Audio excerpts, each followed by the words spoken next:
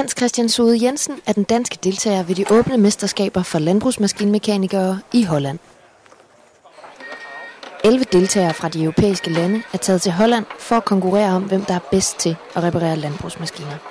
Deltagerne bliver testet i motorkendskab, hydraulik, elektronik og el.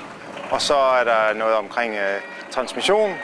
Og så er der en gruppeopgave, hvor man skal vise, hvor god man er til at samarbejde. Moderne landbrugsmaskiner er computerstyret og indeholder meget teknik.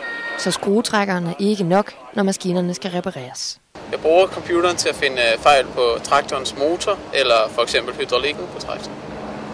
Computeren kan fortælle mig, hvad det er, der er galt, men jeg skal selv hen og reparere det.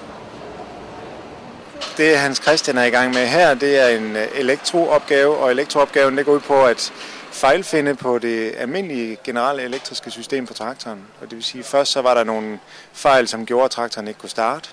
Og da han så endelig fik traktoren startet og havde fundet de fejl, så viste det så, at den åbenbart ikke kunne lade, for han er ved at skifte generatoren og sætte en ny generator på.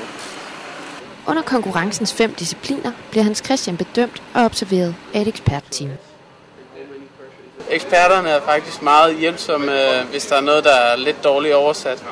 De spiller ikke den helt hårde linje, de hjælper alligevel lidt til, og når man nærmer sig slutningen af konkurrencen, så hvis der er en lille ting, man overser, så kan det godt komme et lille hint eller noget, men ikke noget med at bladre eller fortælle, hvad det er. Jeg er vant til at arbejde med 2 typer traktorer derhjemme, Mads Færgesen og Finn. Vi har omkring 7 forskellige traktormærker her.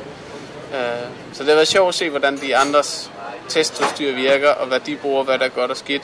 Det ser man normalt ikke, for det er hemmeligt. Så.